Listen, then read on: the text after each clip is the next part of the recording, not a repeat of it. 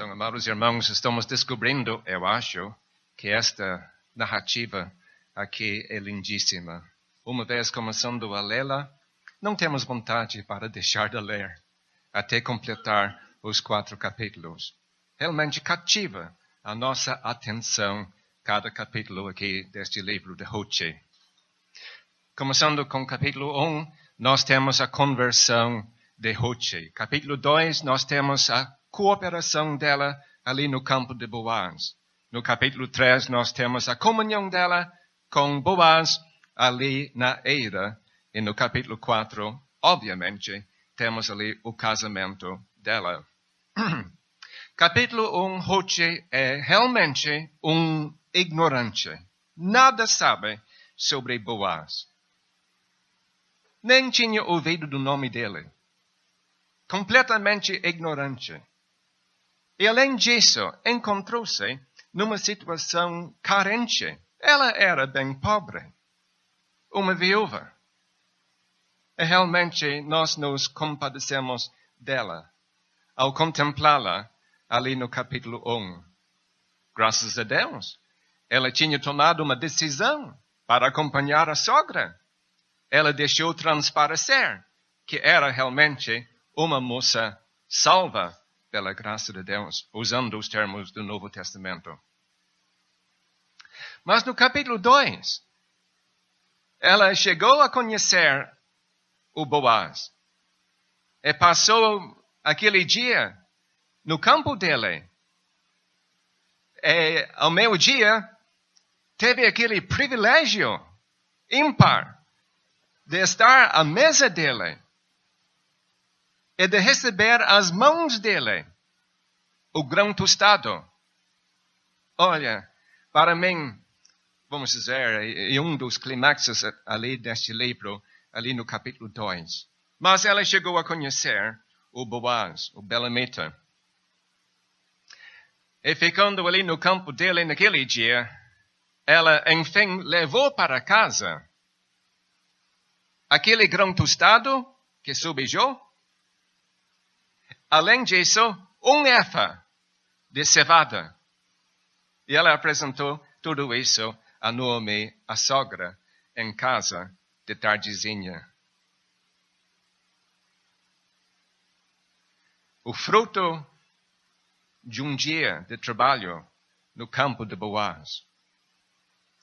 Mas vamos entrar no capítulo 3. Deixe-me explicar alguma coisa. Ela passa uma noite na companhia de Boaz ali na eira. E cedo pela manhã no próximo dia, ela se levanta e ela recebe 6 medidas de cevada. Ela leva tudo isso para casa. Ela está conhecendo a Boaz cada vez mais melhor. No capítulo 4, olha, o quadro se desenvolve muito até. Ela acaba se casando com Boaz. E além disso, o fruto desse casamento, temos ali um filhinho. Enfim, nós temos Obed nas mãos de Hosea. Amados irmãos, quanto mais tempo nós passarmos na presença de Cristo, mais rico ficaremos. Eu gostaria de animar os nossos irmãos para passar cada vez mais tempo na presença de Cristo. Contemplando-o, conhecendo-o cada vez mais melhor.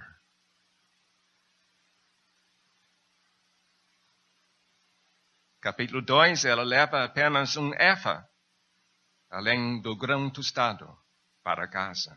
Capítulo 3, 6 medidas, uma quantia maior.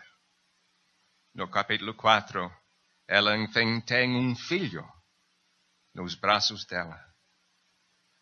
Bom, eu não quero passar muito tempo nesses preliminares, amados irmãos, mas temos aqui uma faixa que eu gostaria de mostrar para os nossos irmãos, porque, bom, todos nós temos como ver semelhanças entre capítulo 2 e capítulo 3. Mesmo uma leitura superficial ia mostrar para nós que há semelhanças.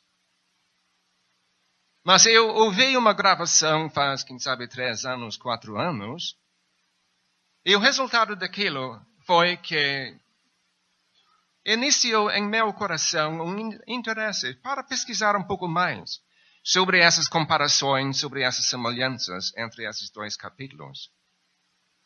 Estou apresentando o fruto desse trabalho.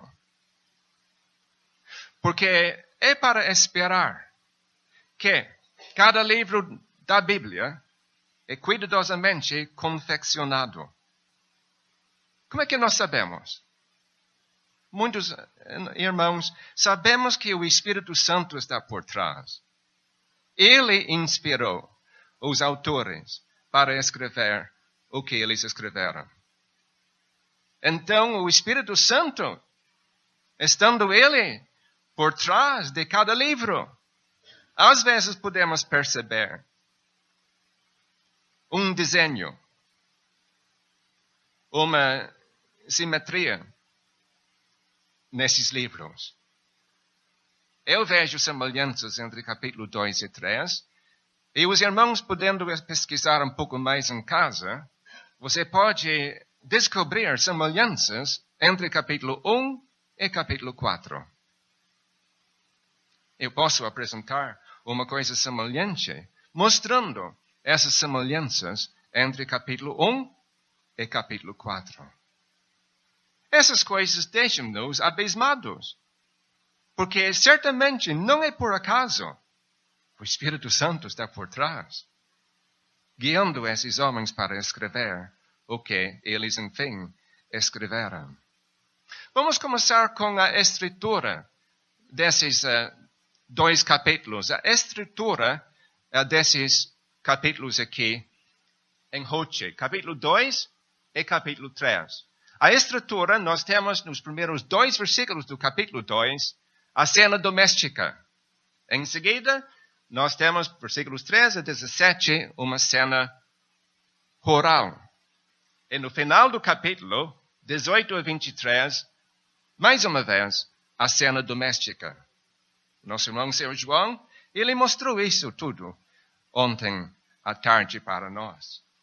Entrando no capítulo 3, nós podemos perceber exatamente a mesma estrutura. Nos primeiros 5 versículos, uma cena doméstica.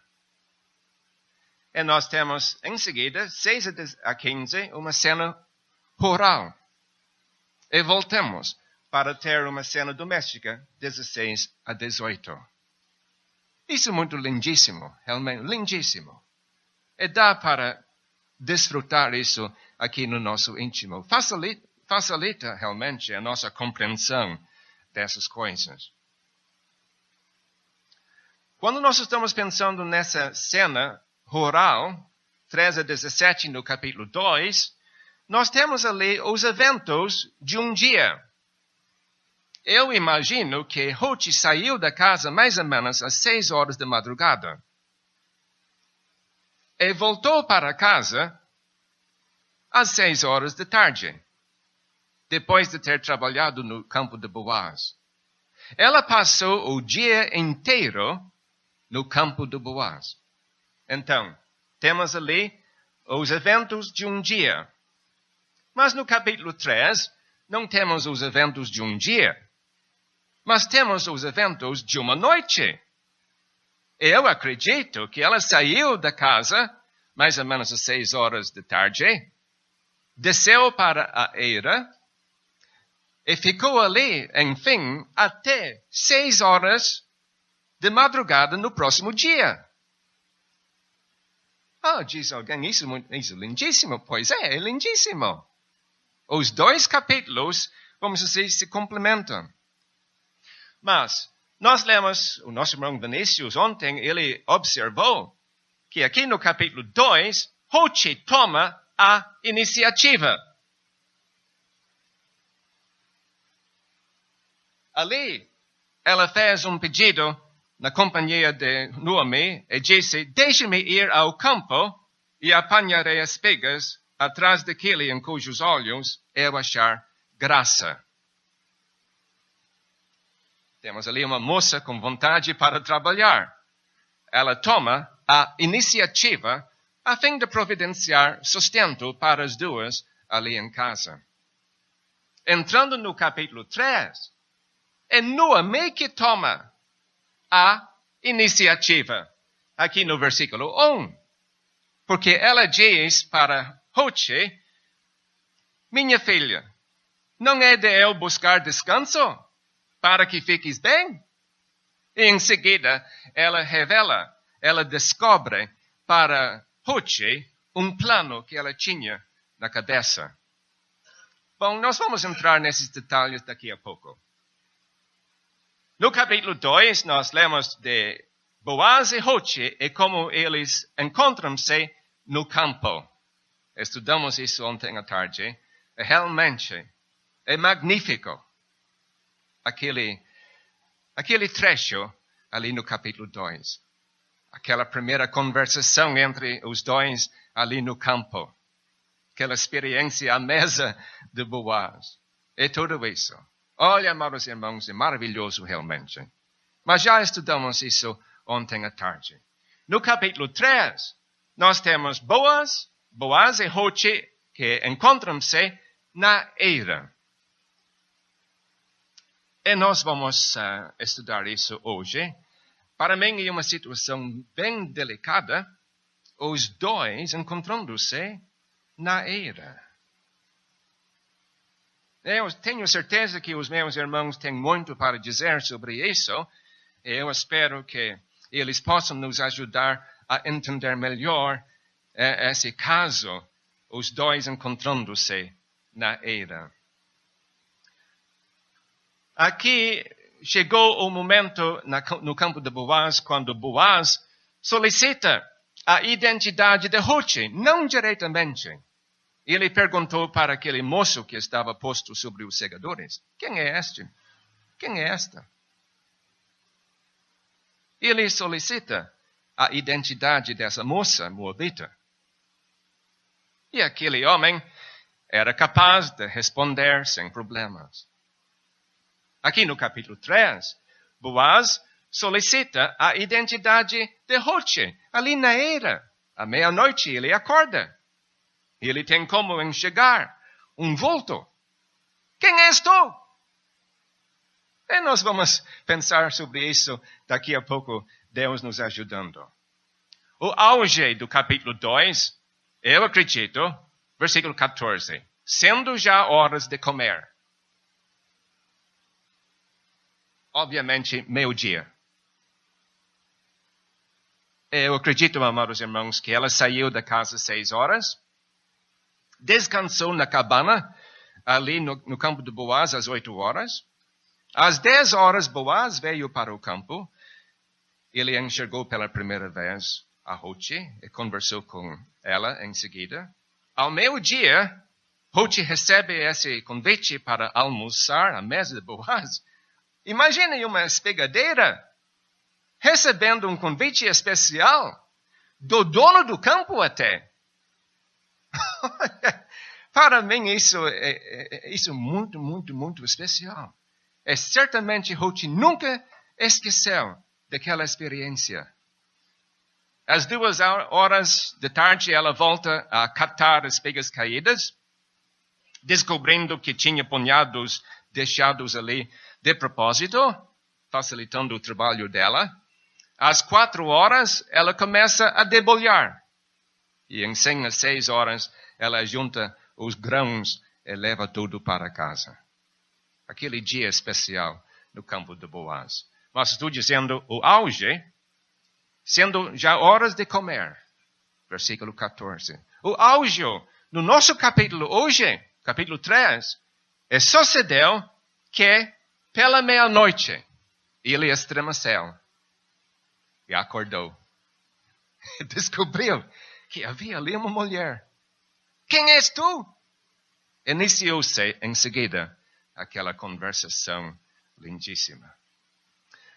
Aqui no capítulo 2, estudamos ontem, Ruth está embaixo das asas de Jeová. Para que lugar de proteção? Ela está embaixo das asas do Senhor Deus de Israel.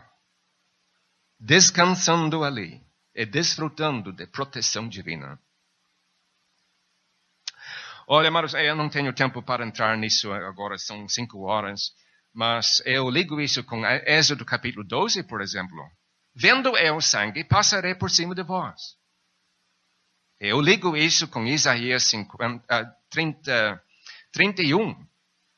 Tem um versículo ali que descreve a ação de uma ave-mãe, protegendo os filhotes ali no ninho. E ela está ali, quem sabe 10, 15 metros acima, batendo asas, observando os filhotes lá embaixo. Ai, daquele animal, daquela pessoa que tentasse mexer com os filhotes, porque ela ia descer rapidamente e com violência para defender os filhotes. Mas, amados irmãos, nós estamos embaixo das asas do Senhor Deus de Israel. Ruth abandonou o Deus Camós, isto é, os Deus dos Moabitas. Ela disse, tchau, adeus. Porque ela chegou a confiar no Senhor Deus de Israel para a salvação dela. Mas entrando no capítulo 3, Ruth deseja estar embaixo da aba de Boaz. Amados irmãos, essa palavra asas e essa palavra aba é a mesma. Não é por acaso que esses 2 capítulos estão lado a lado. O que ela quer? Nós vamos estudar isso daqui a pouco. Mas, em síntese, eu diria, ela está pedindo casamento a Boaz. Para que momento especial? Será que dá para imaginar o que passou na cabeça de Boaz nessa hora? Essa serva, essa espigadeira, está pedindo a minha mão em casamento? Eu sendo dono? Chefe, olha, é uma maravilha realmente a situação ali na era. Alguém mencionou ontem algo sobre a graça de Deus. Realmente maravilhamos-nos da graça de Deus aqui neste livro. Eu já disse no capítulo 2, Ruth leva grão tostado e 1 efa de cevada para casa. Aqui no capítulo 3, ela leva 6 medidas de cevada para casa. Dá para ver a semelhança. Ruth relata os eventos do dia a Noemi, quando ela enfim chegou em casa. Noemi certamente ficou ansiosa para ouvir o relato da parte de Ruth. Ela recebeu todas aquelas informações, deixando-a maravilhada. No capítulo 3, a mesma coisa acontece. Ruth relata os eventos da noite a Noemi, versículos 16 e 17. E terminando, nós lemos ali uma citação, até que a cega das cevadas e dos trigos se acabou. E nós temos mais uma citação aqui. Não descansará até que conclua este negócio. Essa palavra se acabou, essa palavra conclua é a mesma. E realmente essa palavra aparece 4 vezes no livro de Ruth. Esse verbo acabar e concluir. 4 vezes. 2 vezes no capítulo 2, 2 vezes no capítulo 3. Não é por acaso. Então dá para ver como o capítulo 3 corresponde ao capítulo 2. Capítulo 3 se espelha no capítulo 2. Os 2 capítulos são bem ligados. E, irmãos, eu quero incentivar todos aqui presentes para estudar capítulo 1 e capítulo 4. E eu garanto, você vai ficar maravilhado com o resultado da sua pesquisa. Então, irmãos, eu não quero ocupar mais tempo fazendo isso. Vamos abordar capítulo 3 já, começando ali no versículo 1.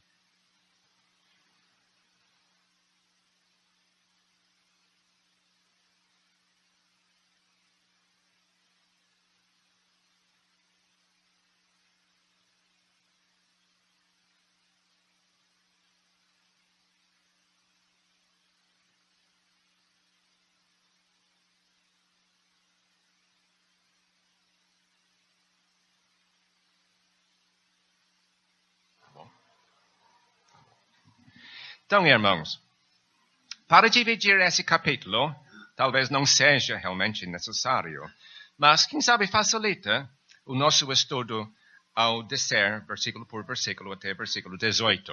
Os primeiros 5 versículos, como eu disse, aqui nessa faixa, nós temos a cena doméstica. Aqui Noemi fala com Ruth, descobrindo para a nora um plano que ela tinha na cabeça. Servindo-se de 100 palavras, ela fala, instruindo a nora o que ela deveria fazer. No versículo 5, a nora responde dizendo, tudo quanto me disseres, farei.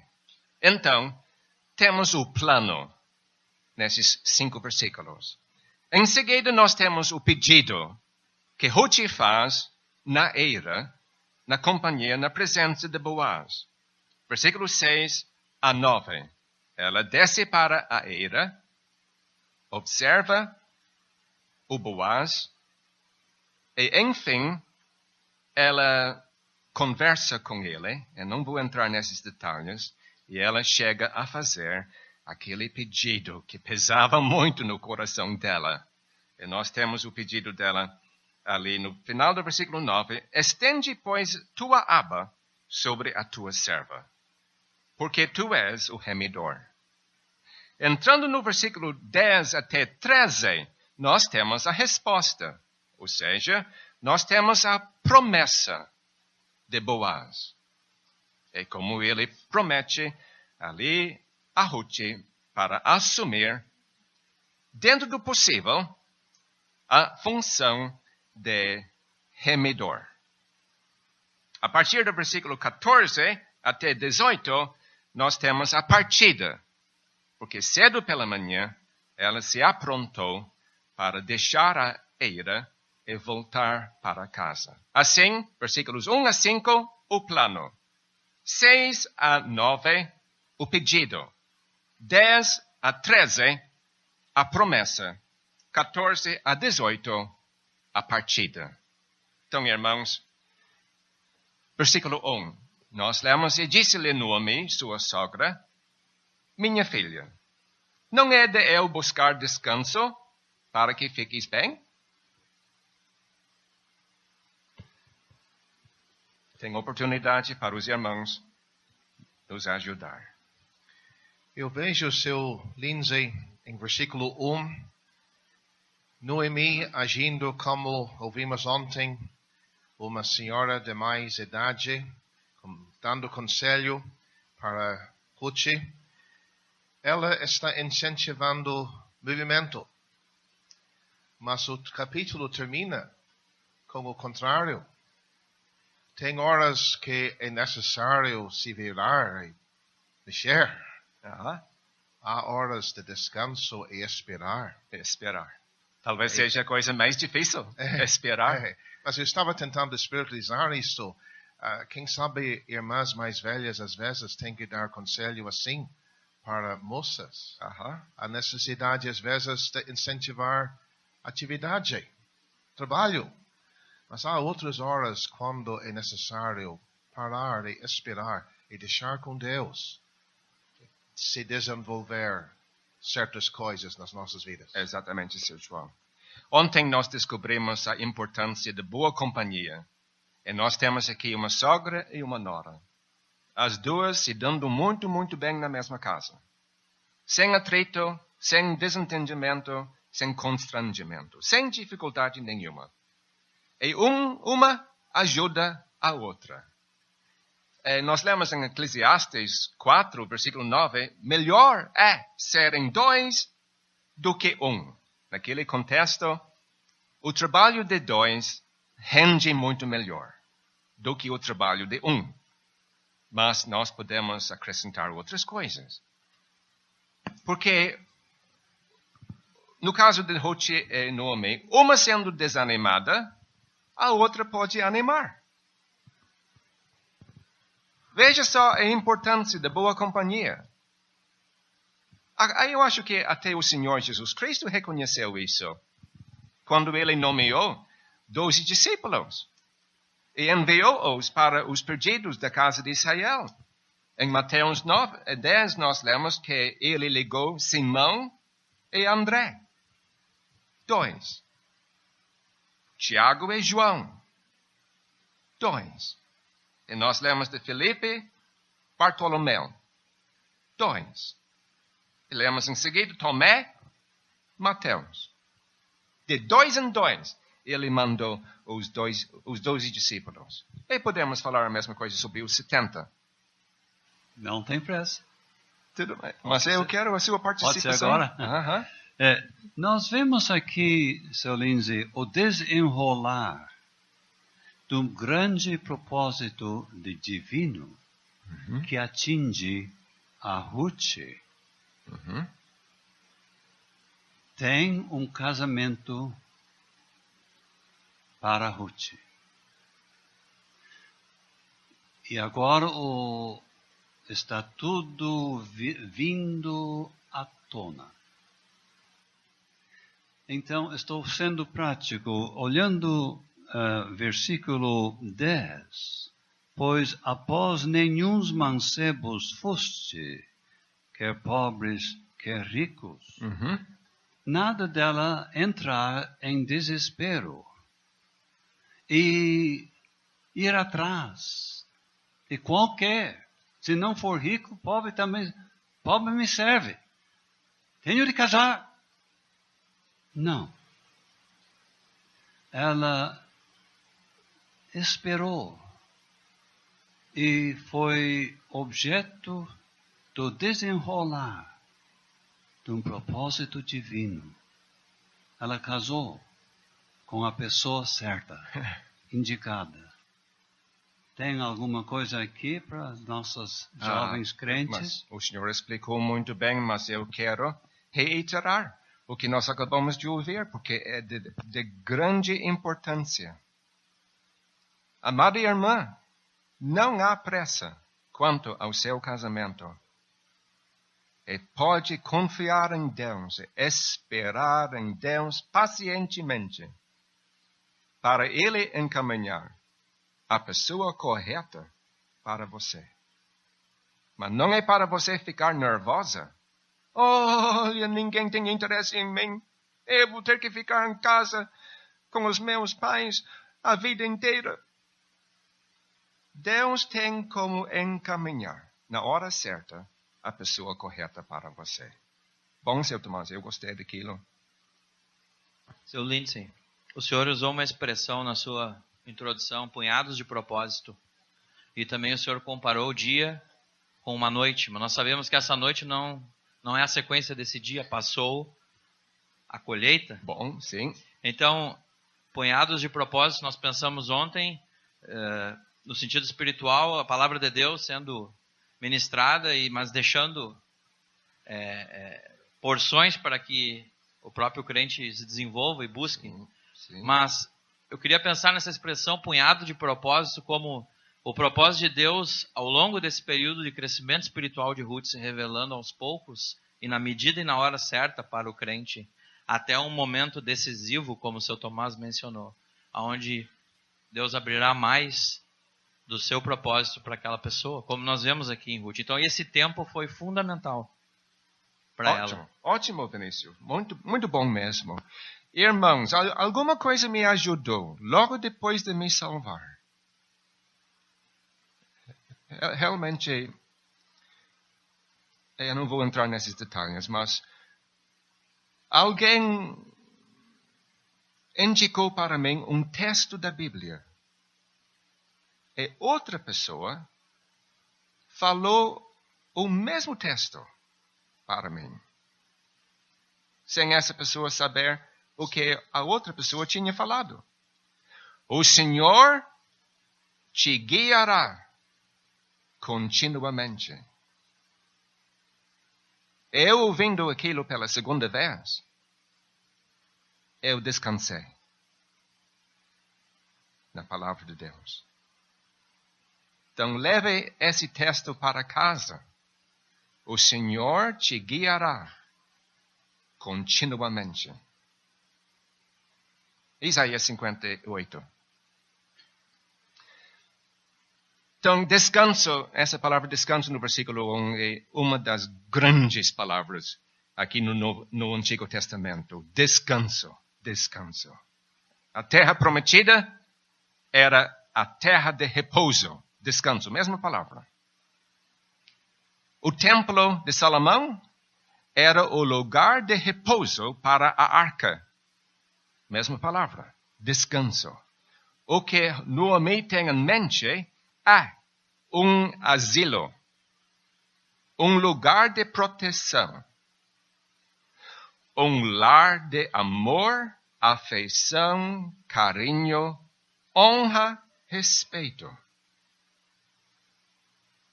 Ela está pensando em casamento para Ruth. Ruth entendeu isso ao ouvir essa palavra descanso. Nós temos de nos lembrar, Sr. Lindsay, que ela era estrangeira e os costumes são diferentes. Sim. Então, que bom que ela tinha uma sogra de alta qualidade espiritual para guiar ela em tudo. Muito bom, Sr. Greg. Isso é muito importante. Sr. João, ele destacou isso para nós ontem. Eu me sinto obrigado a chamar a sua atenção para aquilo que nós temos em Tito. Eu vou ler alguns versículos aqui em Tito para os meus irmãos aqui hoje. Nós lemos Tito capítulo 2. As irmãs, as mulheres idosas, semelhantemente, que sejam sérias no seu viver, como convém a santas, não caluniadoras, não dadas a muito vinho, mestras no bem. Isso é muito bom. Escute bem. Para que ensinem as mulheres novas a serem prudentes, a amarem seus maridos, a amarem seus filhos, a serem moderadas, castas, boas donas de casa, sujeitas a seus maridos, a fim de que a palavra de Deus não seja blasfemada. Veja só o papel de uma senhora de idade salva pela graça de Deus. Ela bem pode ser muito, muito útil numa igreja de Deus, podendo treinar as mulheres mais novas. Seu João destacou isso ontem, mas eu estou repetindo porque eu vejo assim algo de grande importância.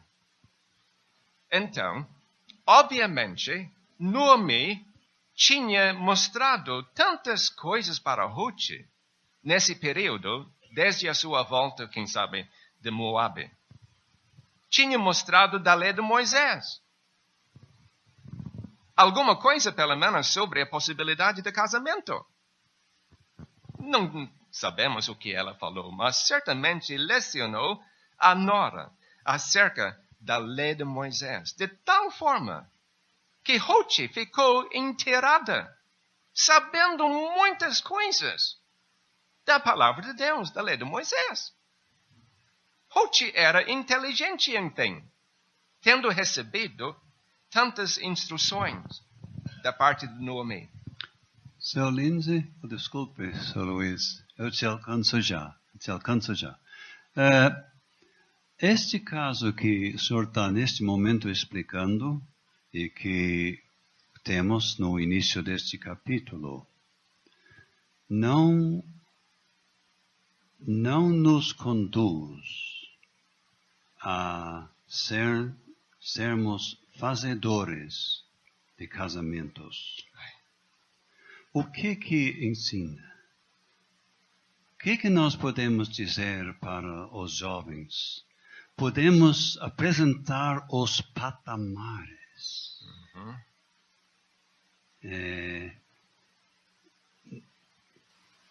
Não temos como ir ao ponto da Noemi, porque havia realmente da parte da Ruth um determinado direito, mas podemos indicar os patamares.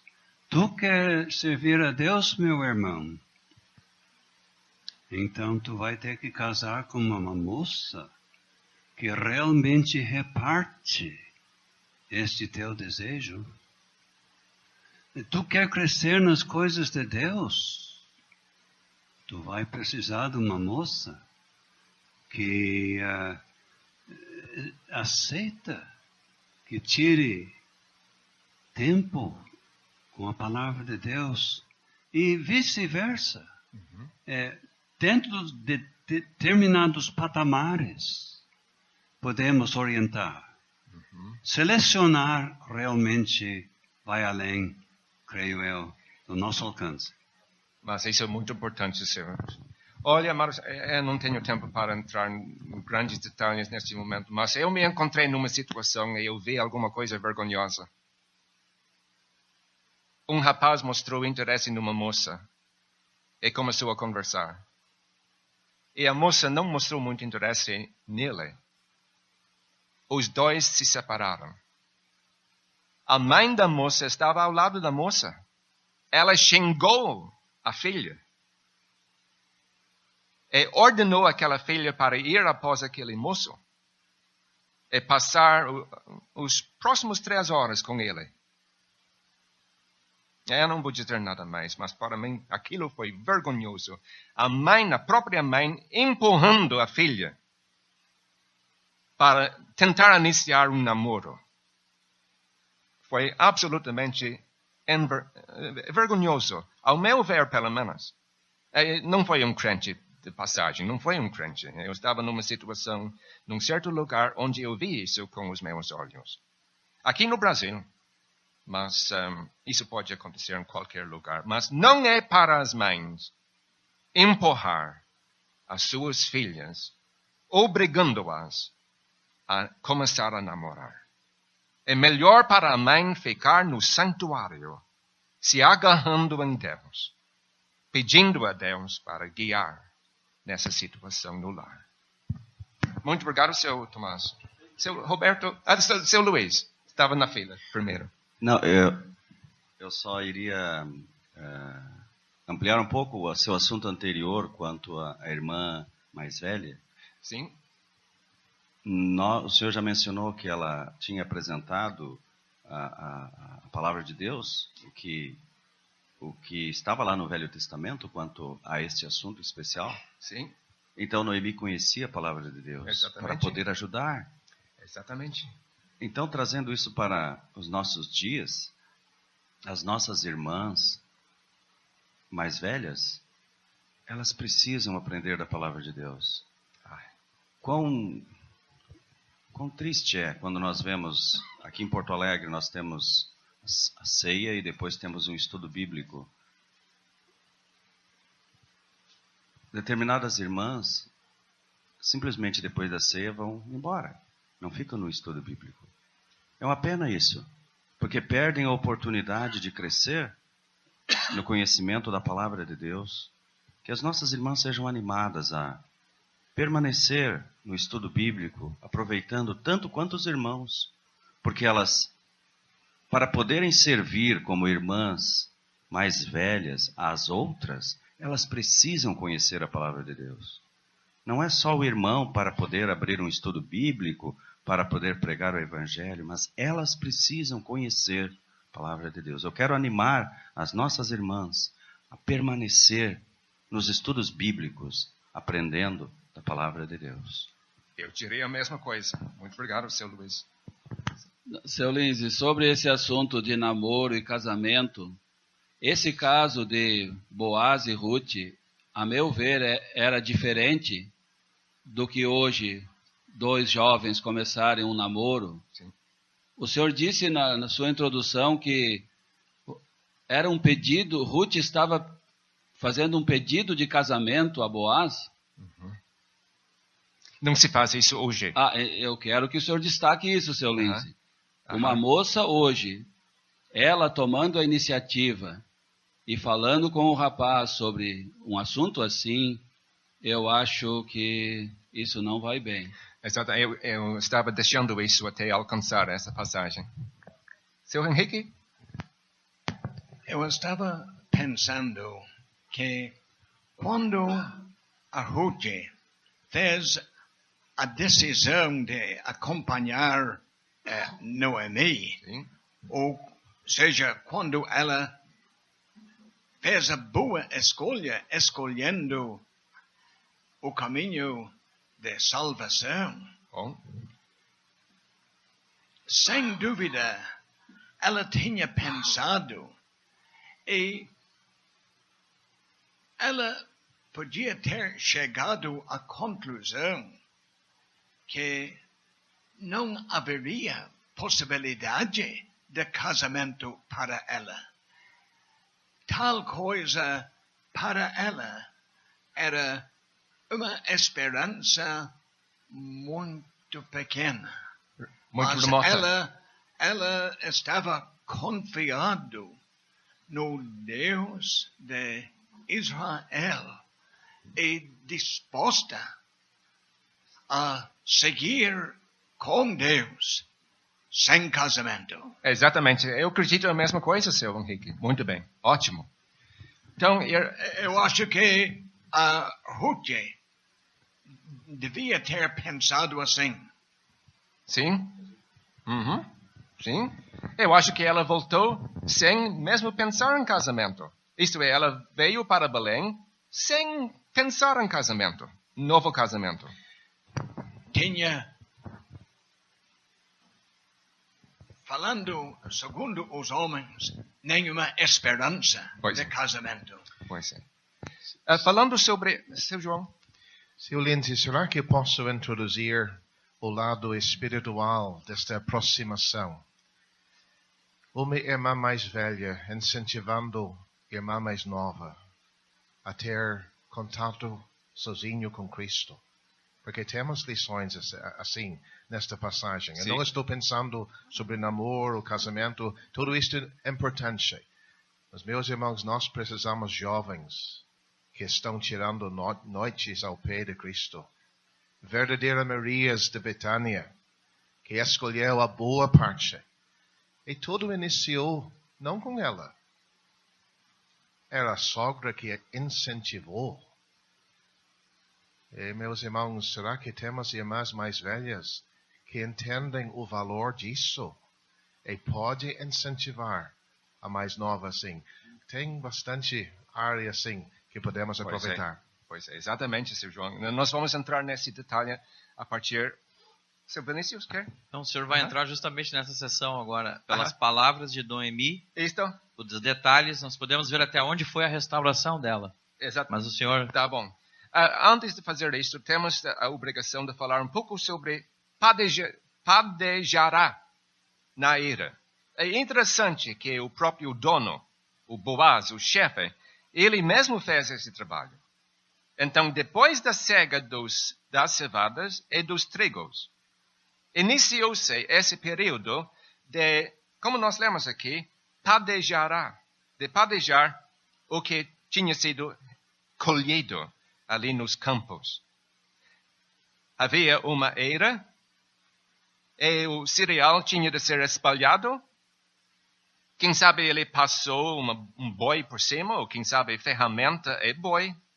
O boi puxando uma ferramenta para separar os grãos da palha. Depois disso, tinha moinha, poeira e palha. Então, ele tinha de jogar tudo isso para cima. E o ventinho levou embora a moinha, a poeira e a palha. E o grão caiu para o chão. Era responsabilidade para ele recolher os grãos, colocando-os num saco. Esse trabalho normalmente começou mais ou menos às 6 horas da tarde, porque surgiu um ventinho nessa hora e continuou até mais ou menos 10 horas da noite. E depois de 4 horas de trabalho, quem sabe ele tinha 10, 12, 15 sacos de grão puro. Então, Noemi sabia do fato que Boaz estaria na eira nessa noite. Então, irmãos, nós temos 8 instruções transmitidas para Ruth da parte de Noemi. Versículo 3, nós lemos: lava-te, unge-te, veste os teus vestidos, desce a eira. A 5ª instrução, notar o lugar onde Boaz se deita, entrar, descobrir os pés, deitar-se. 8 instruções. Então, irmãos, eu acho que podemos aprender muita coisa. Só para o benefício desta reunião hoje, eu estou pensando no preparo necessário da parte de um crente, visando a sua entrada na presença do seu Boaz celestial, o Senhor Jesus Cristo. Vamos dizer, a ceia do Senhor. Aquele encontro especial.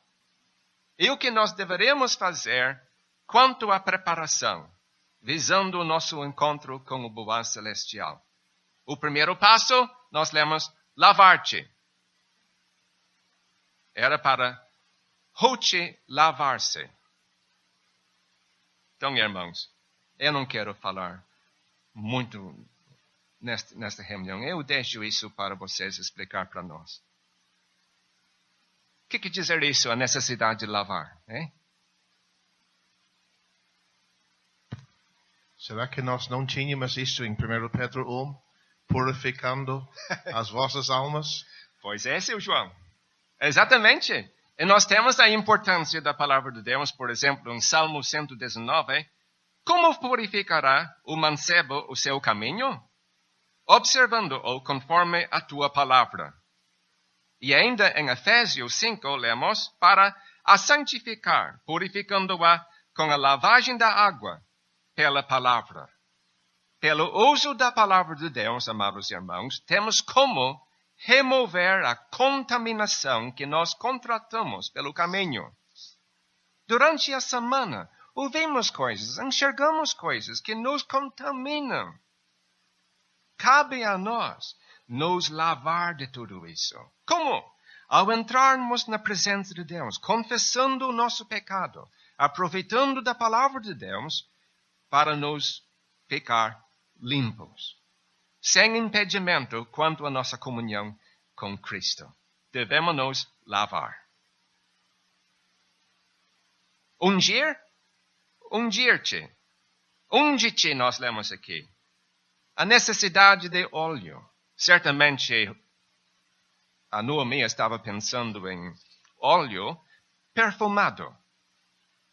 Afinal de contas, ela está visando o encontro de 2 namorados. Tá? E uma namorada certamente ia se servir de um perfume visando esse encontro. Sem extravagância. Bom, vamos deixar isso de lado por enquanto. O óleo leva-nos a pensar no Espírito Santo. E a necessidade de nós andarmos em Espírito. Estou pensando em Gálatas capítulo 5, 16. Andai em Espírito. Efésios capítulo 5, nós lemos da nossa necessidade de encher-nos do Espírito. Deixar o Espírito permear o nosso ser. Isto é, criar lugar para o Espírito Santo atuar livremente no nosso ser. Amados irmãos, nós devemos nos, como nós lemos aqui, ungir.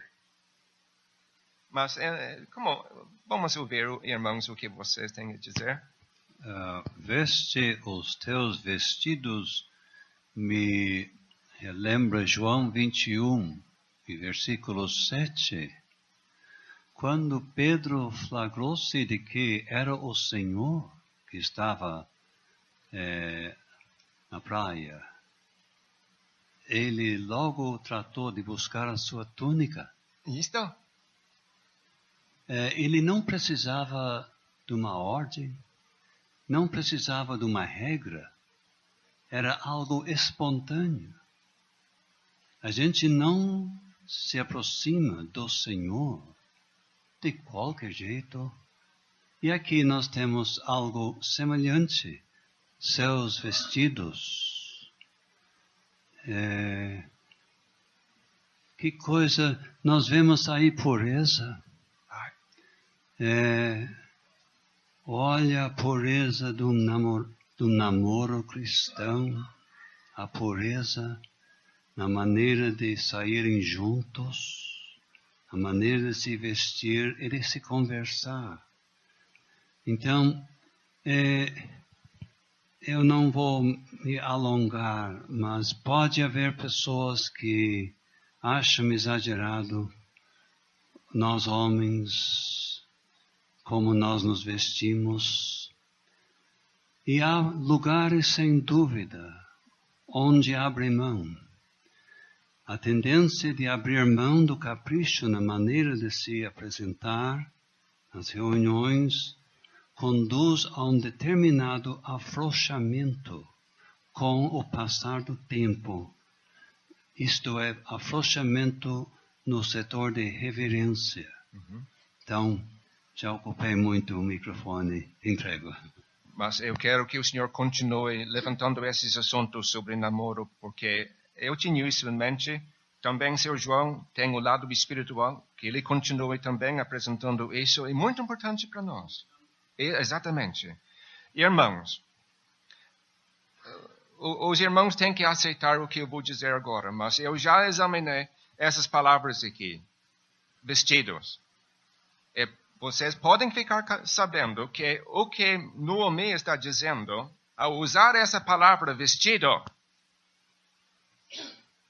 ela estava apresentando para ela a necessidade de se vestir de um vestido comprido, alcançando os pés dela. Ela não está estimulando Ruth para ser tentadora, sedutora. Nada disso está na mente de Noemi, muito menos na mente de Ruth.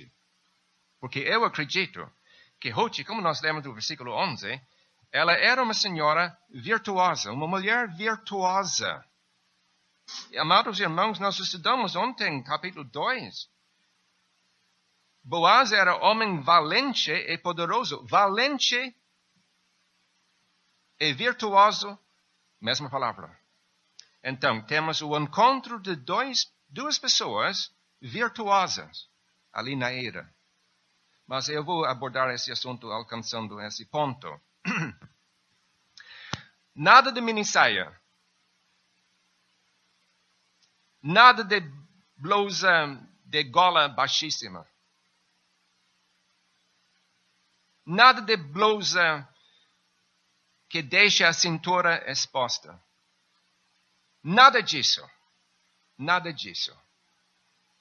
O que a mulher usa por fora indica o que ela é por dentro. Sr. João? Posso aproveitar, Sr. Lindsay? O senhor abordou Lavati quanto a uma igreja se aproximar. Infelizmente, no nosso Brasil, há lugares onde o capricho até para os homens está desaparecendo.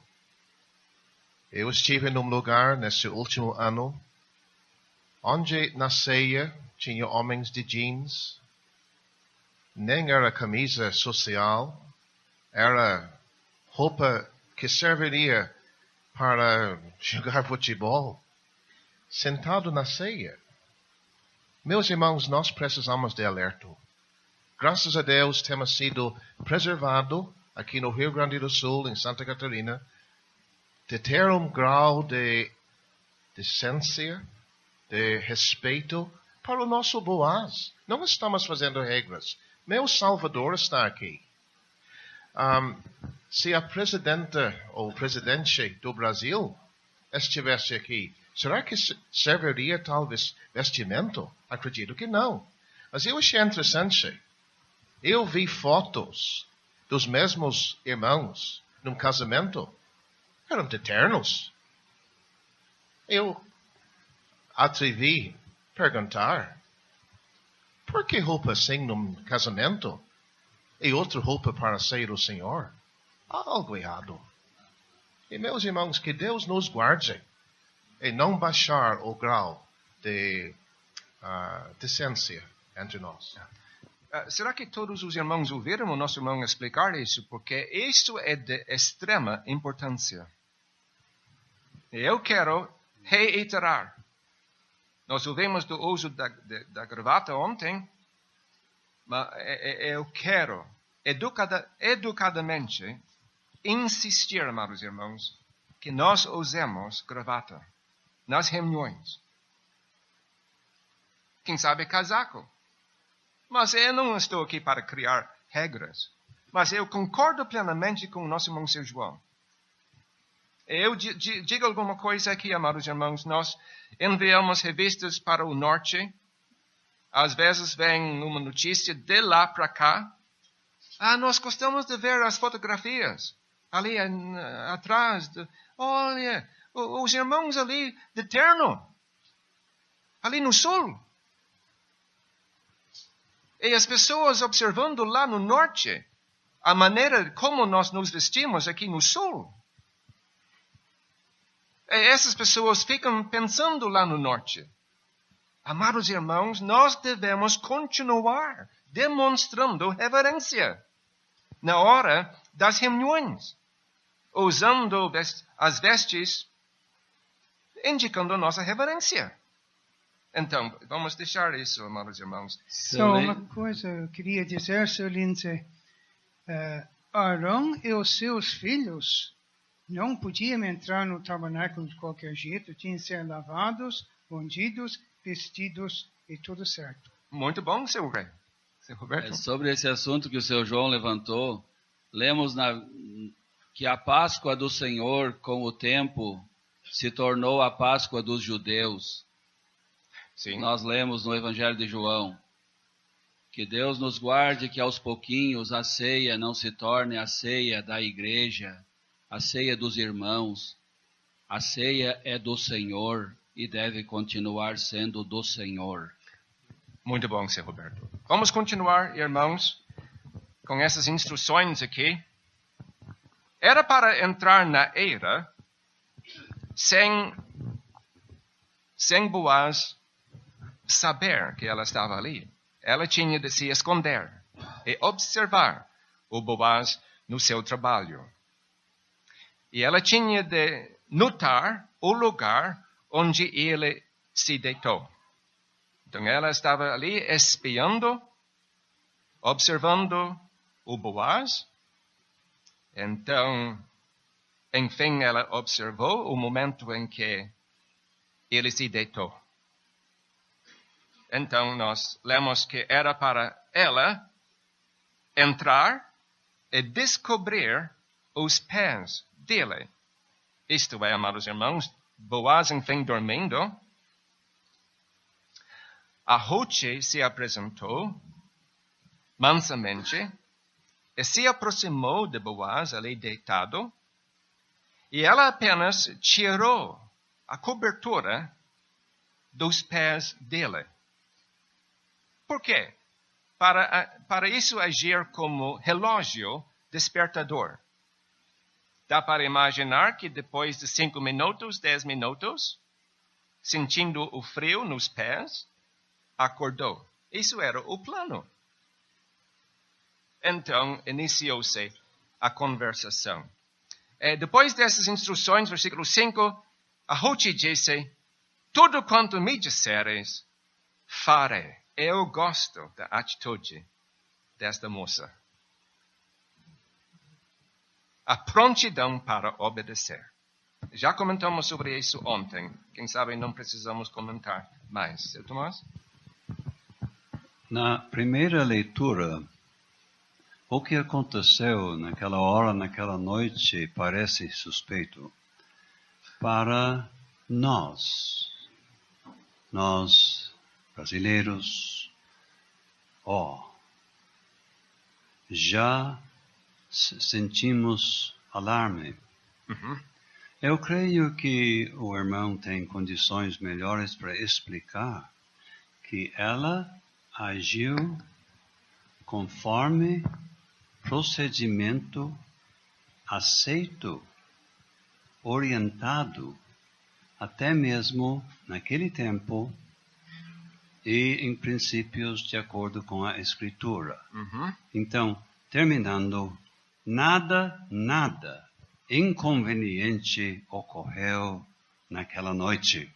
Nada, absolutamente nada. Absolutamente nada. Pureza e procedimento naquele caso correto. Exatamente, seu Tomás. Exatamente. Trata-se realmente de duas pessoas virtuosas. Duas pessoas, vamos dizer, espirituais. Uma pessoa respeitando a outra. A gente tem que reconhecer, quem sabe, havia tentação. A possibilidade, vamos dizer, de tentação. Mas as duas pessoas eram espirituais. E tinham como possuir o seu vaso em santificação e honra. Estou citando 1 Tessalonicenses 4:1, versículo 1 ou 2. Eles possuíram o seu vaso, o vaso sendo o seu próprio corpo. Possuíram o seu vaso, dominaram o seu corpo em santificação e honra. Isso é muito importante para dois namorados. Seu Lindsay, no final do versículo 4, ele te fará saber o que deves fazer. Lembrei da mensagem de Deus a Cornélio. Manda chamar Pedro, ele ia pregar o evangelho, ele te dirá o que deves fazer. O evangelho diz para o pecador o que ele deve fazer para ser salvo. Mas aqui, a pessoa depois de salva, chegando-se ao Senhor Jesus Cristo, como Paulo, no primeiro dia em que foi salvo, Senhor, que queres que eu faça? E o Senhor vai mostrando os passos, passo a passo, na vida do crente. Exatamente, seu Roberto. Alguém querendo saber a vontade de Deus, enfim, vai saber, porque Deus não vai deixar aquela pessoa ficar nas trevas. Seu Luiz. Seu Lindsay, mas ainda um detalhe sobre o versículo 5. Tudo quanto me disseres, farei.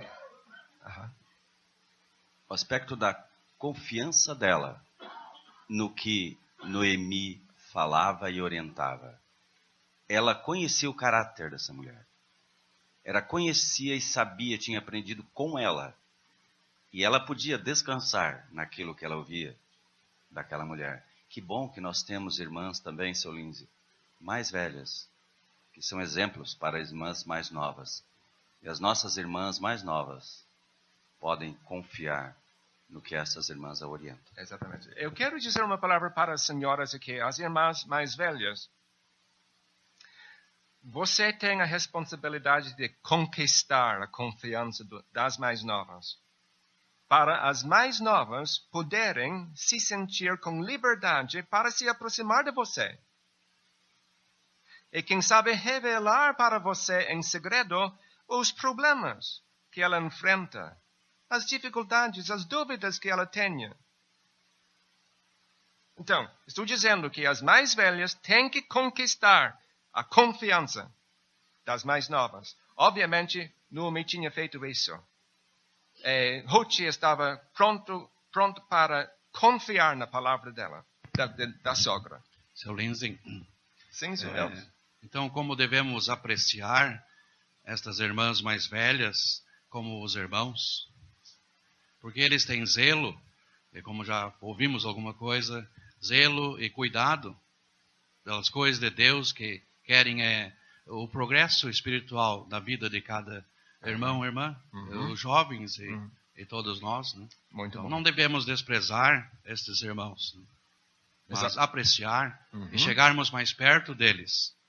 Não distanciar ou criar as minhas ideias novas, mas eles querem o cuidado da igreja, do povo de Deus, e encaminhá-los nos caminhos de Deus. Ótimo, muito bem, Joel. Então, irmãos, ela fez o que a sogra instruí-la para fazer. Versículo 6, ela desceu para a eira, e nós lemos, havendo, pois, Boaz comido e bebido, e estando já o seu coração alegre, isso não quer dizer que ele ficou bébido. Não quer dizer. Aquela sensação de satisfação. Eu não sei, quem sabe a maioria não sabe nada sobre a época da ceifa. O seu João aqui, ele se criou, o seu Greg se criou na colônia, eu também, o seu Manuel, ele falou ontem. Olha, amados irmãos, o sol brilhando e o trabalho avançando e os frutos de um ano de muito trabalho estão sendo recolhidos, isso dá a sensação de satisfação. Eu já experimentei várias vezes. Realmente, é uma sensação de satisfação aqui no íntimo. É justamente isso que Boaz tinha quando ele sentiu-se alegre. Pois depois de trabalhar ali, debulhando e separando esses grãos, ele tinha como enxergar o fruto do seu trabalho. Eu posso adivinhar, ele estava pronto para dormir aquela noite. Será que nós não poderíamos ligar com o dia futuro, quando a safra das almas estarão com Cristo? Ele há de ver o trabalho da sua alma e ficará satisfeito. E nesta hora receber a sua noiva. Muito bem, Sr. João. Muito bem. Ótimo. Então, versículo 8. E sucedeu que, pela meia-noite, o homem estremeceu, porque ele sentiu frio nos pés. Dá para imaginar a situação sem dificuldade, realmente. E se voltou, e eis que uma mulher jazia a seus pés. De repente ele acordou e tinha como enxergar o vulto de uma pessoa. Olha, os ladrões estavam por aí. Nós podemos ficar sabendo. Quem sabe ele tinha medo. Sem entrar nesses detalhes, outras pessoas de caráter baixíssimo estavam por aí também, nas eiras, observando os homens. Então dá para entender como Boaz acordou. Tem ali uma pessoa. E logo ele diz, quem és tu? Ontem nós estudamos o fato que Boaz era homem valente e poderoso. Essa palavra poderoso é traduzido campeão. Eu acredito que Boaz era um homem bem pronto para defender a sua propriedade. Ele era guerreiro. Nesses dias dos juízes, o chefe da família tinha de ser assim, para se defender e defender a família. Boaz era assim. Mas logo, Ruth se identifica. O senhor colocou Boaz para dormir no estudo agora, mas eu quero falar do homem acordado ainda. O senhor pode falar mais sobre Boaz na eira, como um tipo do Senhor Jesus? O que está na sua mente? O ministério dele no presente, em favor dos santos. Continua. Não, o senhor não entendeu. Eu não entendi, realmente. Não, eu imaginei ele padejando o trigo e jogando ao vento. Seu João me ajuda. Ou preparando o alimento? Preparando, isso. Pois é, ele estava visando alimento para a sua família. Ou para vender, quem sabe, a fim de prosperar. Ele disse, eis que estou convosco todos os dias até a consumação dos séculos. E agora o trabalho do evangelho não é a eira, e o Senhor está com os seus. Muito bom. Muito bom. Então, temos de prosseguir, amados irmãos, porque o tempo vai passando. Versículo 9, e ela disse, sou Ruth, tua serva. Que alívio. Sou Ruth. Ele conhecia a Ruth. Sou Ruth, tua serva. E logo diz, estende, pois, tua aba sobre a tua serva. Ah, que palavras significativas. Mas que palavras poéticas. Linguagem lindíssima para uma moça usar nessa ocasião. Ela era inteligente, sabe? Inteligente. Estende, pois, tua aba sobre tua serva. Que isso? Mas ele entendeu perfeitamente. A aba. Estenda tua aba sobre a tua serva. Pedindo proteção. Pedindo casamento. Casamento. Ela não disse, bota o seu sapato em cima de mim. Não é para o marido fazer isso na sua esposa. O marido tem a responsabilidade de estender a aba sobre a esposa dele. Isto é, o marido tem a responsabilidade de proteger, defender a sua pessoa. E se for necessário, morrer por amor da sua esposa. Isto é, ela sendo ameaçada, ela encontrando-se numa situação de grande perigo. É para o marido tomar o lugar dela e morrer se for necessário. Será que nós amamos as nossas esposas assim, amados irmãos? Pode ser eu. Pode ser. Este pedido não contraria o que nosso irmão Roberto colocou. Por quê? Pelo que segue. Porque tu és o remidor. Isto. Orientado pela sogra, ela percebeu que havia um direito e uma oportunidade para ele fazer o trabalho de remidor e tratar da propriedade do falecido sogro e casar com a viúva. Pois é. Bom, não havia mais possibilidade da Noemi ter filhos, aí o direito ficou para a jovem viúva. Então, ela simplesmente está pedindo um direito que a palavra de Deus oferecia para ela. É um pouco diferente daquilo que nosso irmão condenou. Exatamente. O senhor entendeu, seu Roberto? Pois é. É de acordo com a cultura daqueles dias lá em Israel. Sim, Deuteronômio 25, eu estava lendo, temos lá a palavra de Deus, mostrava aquela obrigação do cunhado, né? Se a viúva ficou sem filhos. Tá, mas seu Lindsay, estamos no assunto hoje. Tem moços e moças aqui.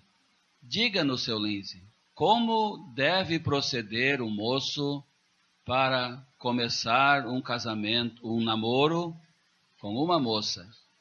Ele deve chegar lá e dizer, moça, eu quero namorar contigo, tu diz agora, sim ou não? De jeito nenhum. Diga-nos, seu Lindsay, como que um moço deve proceder nesse assunto, depois da sua salvação, o mais importante da sua vida? A primeira coisa eu diria para o moço, quantos anos você tem? 16. Então, fique com a sua Bíblia. Aproveite esse tempo para estudar a Bíblia.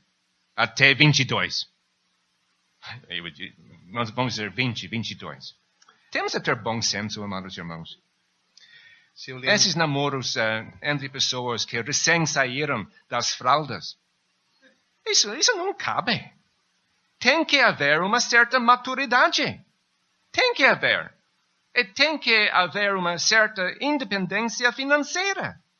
Isto é, o moço tem que estar preparado para manter-se a si mesmo, bem como a esposa, e quem sabe um filho depois.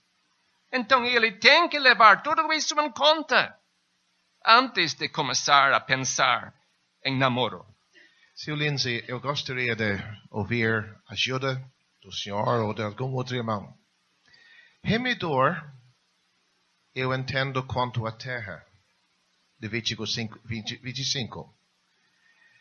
Quanto ao uso desta passagem em Deuteronômio 25, era algo a mais, que parece que estão ligados em Ruth, mas eu não vejo ligado no livro nem de Levítico nem de Deuteronômio. Eram duas coisas diferentes. Duas leis. Sim, duas leis. Uhum. Por que estão aqui juntos? Será que era uma prática que agora... porque nem todo que remiu envolvia casamento. Isto que estou tentando dizer. Eu acho que de acordo com a situação aqui, as duas leis entraram em vigor quanto a esse caso específico. Mas, seu Roberto, para terminar com aquilo que o senhor levantou, depois de um tempo de oração, esse moço ficando mais ou menos convencido, olha, eu preciso tomar o próximo passo, visando o namoro. Então, discretamente, ele ia entrar em contato com essa moça, sobre qual ele pensa. E ele oferece uma sugestão. Ou pelo menos coloca o caso diante dela, discretamente, e com educação. É para você agora orar a favor dessa possibilidade. E vamos ver o que vai acontecer.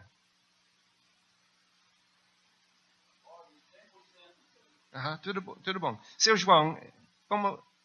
Bom. Eu quero pegar o comentário do seu João.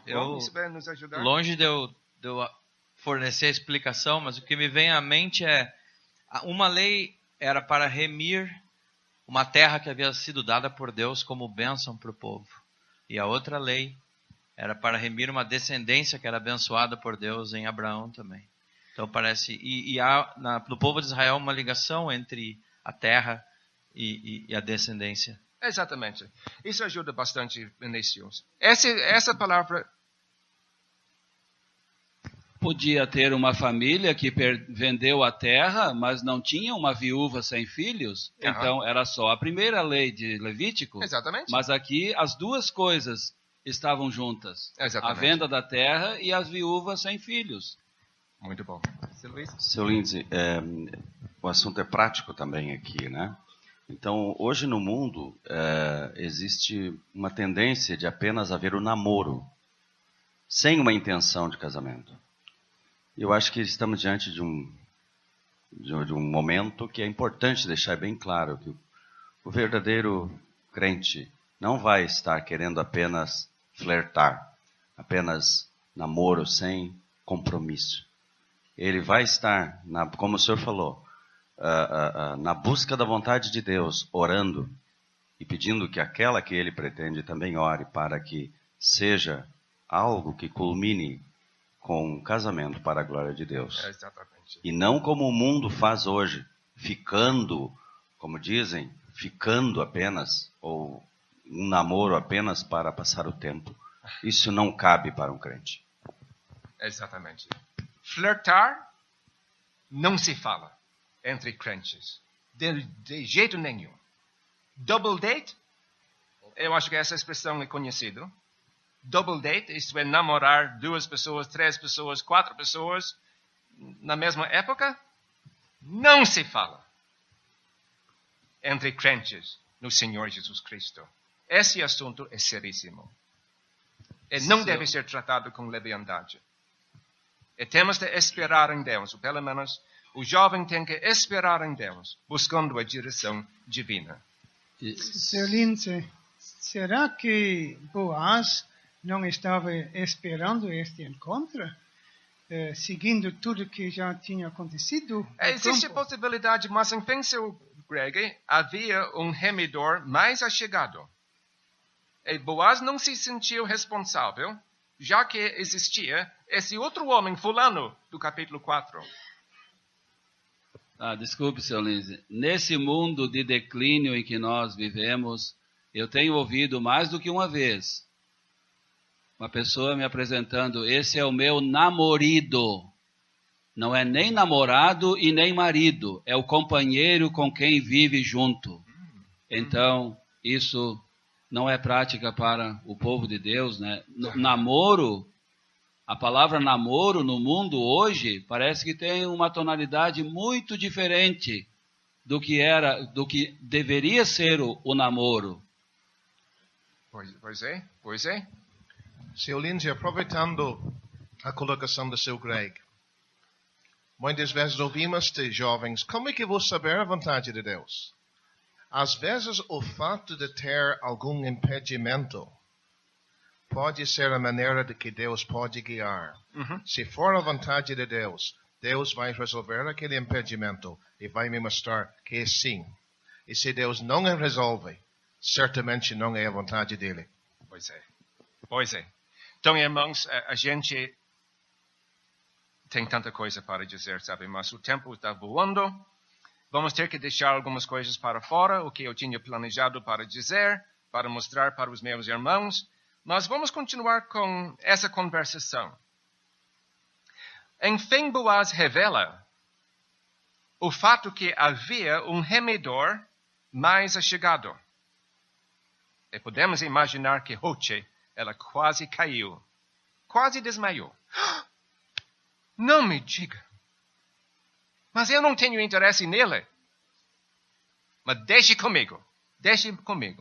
Nós lemos aqui, versículo 13. Fica-te aqui esta noite. E será que pela manhã, se ele te redimir, bem está.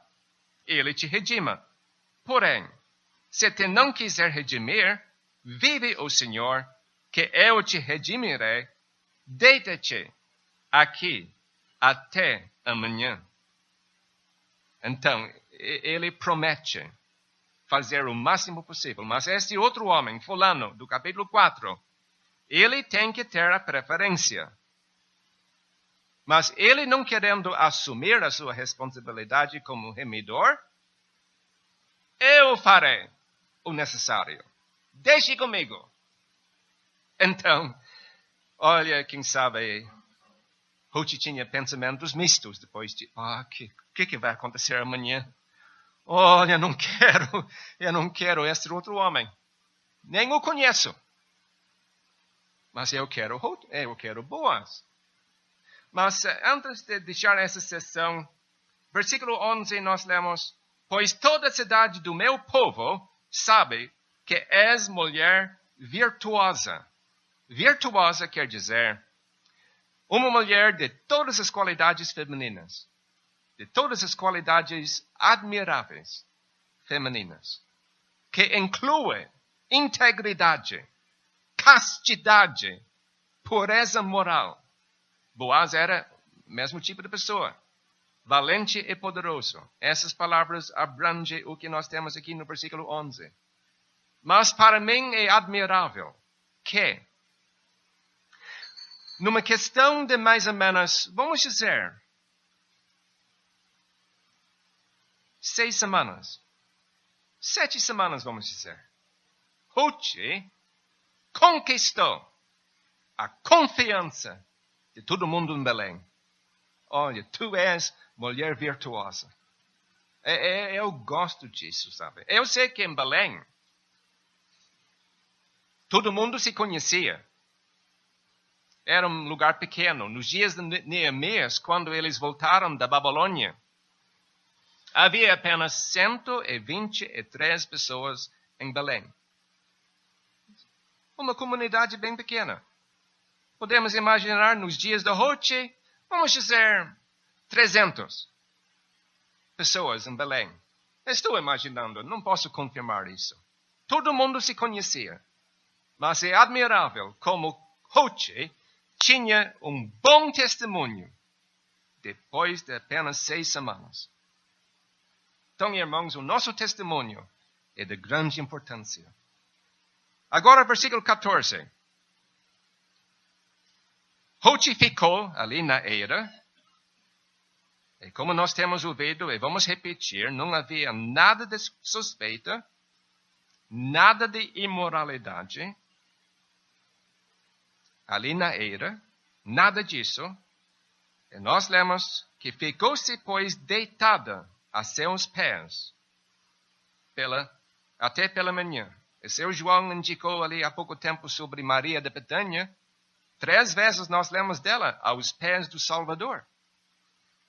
Lucas capítulo 10, ela estava aos pés do Salvador e ouvia a sua palavra, lugar de aprendizagem. João capítulo 11, Maria de novo está aos pés do Salvador recebendo conforto, lugar de alívio. João capítulo 12, novamente Maria está aos pés do Salvador, o lugar de adoração. Então, irmãos, é bom adotar esse lugar como nosso lugar. Então nós estamos na noite deste mundo. E o lugar até que nós enxergamos o rosto dele é aos pés dele. Exatamente. Então, ele levantou-se antes que pudesse um conhecer o outro. Porquanto disse, não se saiba que alguma mulher veio à eira. Boaz, ele tinha uma preocupação. Ele queria manter aquele bom testemunho. E o bom testemunho de Ruth. E não era para alguém saber que havia essas 2 pessoas ali na eira naquela noite. Então, versículo 15, disse mais, dá cá o roupão. Nós falamos sobre os vestidos de Ruth. Agora nós temos mais uma palavra aqui, roupão. Isso indica que Ruth era bem coberto. Ela ficou bem coberta de roupa. Pois temos essa roupão. Então, dá cá o roupão que tem sobre ti. E tem mão nele. E ela teve mão nele. E Boaz mediu 6 medidas de cevada. Ele as pôs em cima. Então entrou na cidade. Então eu posso imaginar o Boaz com uma medida, uma pá, vamos dizer. E Ruth estava ali com o roupão estendido. 1 medida, 2 medidas, 3 medidas, 4 medidas, 5, 6. Ruth estava contando aqui na cabeça. Não precisamos saber a quantia de cada medida. Não precisamos saber. Sabemos que era 6. E quando ela levou isso para Noemi, olha, ele me deu 6 medidas. 6. Isso animou a Noemi. Faltou uma ainda. Mas pelo menos está chegando bem perto. Ela ficou bem animada. Olha, eu acho que muito em breve ele vai fechar esse negócio. Por isso ela tinha como dizer para a nora, no final do versículo 18, o homem não descansará até que conclua hoje este negócio. Então, ela tem esse fardo. Quem sabe em cima da cabeça dela, não sei exatamente, mas ela carregou tudo isso de volta para casa às 6 horas pela manhã. Imagina. Posso fazer uma pergunta que eu não tenho resposta? Ela já tinha ficado na safra até o fim da safra dos trigos. Sim. Por que ele deu cevada? Eu acho que ele estava padejando cevada naquela ocasião. Sim, versículo 2. Aham. É isto. Eu acho que depois da safra de cevadas, logo veio a safra de trigos. Então, depois disso, começou o trabalho de debulhar. Isto. Então, ele debulhou a cevada primeiro, e quem sabe depois vem o trigo. O trigo. Uhum. Interessante. Uhum.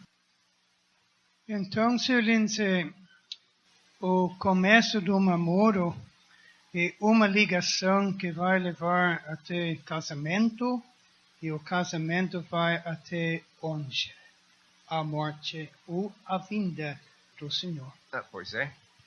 Hoje em dia, neste mundo corrompido, é diferente. Pois é. Que Deus nos ajude a manter estes princípios em alta estima. Muito bem, seu Greg. Isso vai se levantar amanhã, certamente, no estudo também. Quem és tu, minha filha? Sim. O que ele está dizendo? Quem sabe, seu João? Será que tu és senhora Boaz? Será que alguma coisa aconteceu? Será que... Quem és tu agora? Senhora Boaz? Para mim é interessante. O nome dela é Ruth a Moabita até o casamento. Depois ela é Ruth. Também é bastante interessante, seu Lindsay, notar que versículo 17 é a última vez no livro que Ruth fala. A partir daqui, não lemos mais nada da boca dela. Ela está satisfeita com ele. É interessante, seu João. Sim, seu Roberto.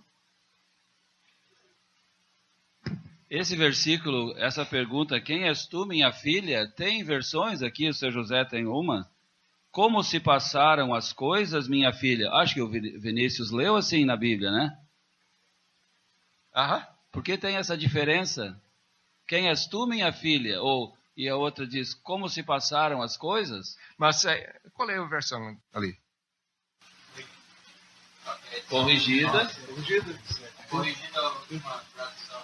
É a última edição. 95. Eu acho que tem uma dificuldade nesse texto aqui, bem no final do versículo 15. Realmente tem uma dificuldade por causa dos manuscritos que estão disponíveis, sabe? Mas, olha, amados irmãos, não precisamos perder confiança naquilo que nós temos diante de nós, aqui na Bíblia. Eu estou plenamente satisfeito. Pode haver pequenas variações, mas não mudam o sentido em geral. Então, irmãos... Só uma coisa eu queria dizer, Lindsay, versículo 17. Ela não voltou para a sogra sozinha sem nada. Quem está em contato com a palavra de Deus e com Cristo, seja no quarto sozinho, seja na reunião, seja escolinha, não vai embora sem nada. Exatamente. Amados irmãos, seu Tomás levantou um assunto ali há pouco tempo. Noemi tinha direitos para casamento. Por levirato. Isto é, Deuteronômio capítulo 25. Isto é, levirato simplesmente quer dizer cunhado. Eu não tive tempo para entrar nisso. Quem sabe amanhã vamos explicar isso no estudo bíblico. Noemi abriu mão voluntariamente dos seus direitos de casamento. Seu Tomás explicou por quê. Ela já era uma senhora velha. Não tinha possibilidade de dar à luz a um filho. Então, ela sendo altruísta, abnegada, deu lugar para a nora, Ruth. Então, ela animou a nora para pedir casamento na presença de Boaz. O que ela fez, enfim.